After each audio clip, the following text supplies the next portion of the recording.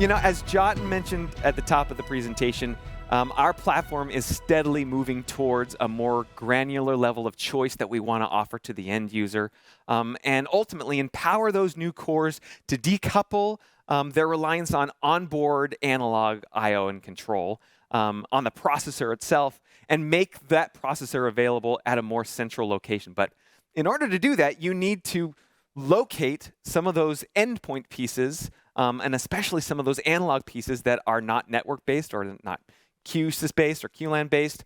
And so with that, I'm excited to introduce to you the QIO Series Network I/O expanders for QSys. It's so small. So think about any situation in which you are trying to get third-party devices and get their microphone channels in or get their control into your QSys design, and this may be all over the place throughout the environment. That allows you to keep the core wherever it makes sense for the core to be located, whether you are doing a centralized processing architecture or a distributed processing or some hybrid of the two. This is really designed to get these close to the analog devices while the core does whatever you want it to.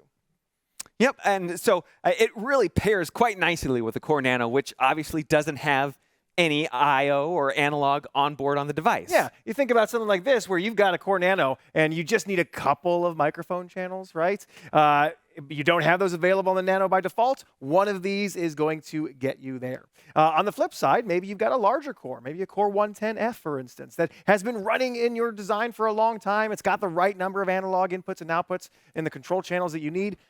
And then, needs change. All of a sudden, you need a couple of extra channels here and there. Rather than upgrade or pull it out and get to a different core, you can just get one of these QIOs to come in for the rescue and get you where you need to go.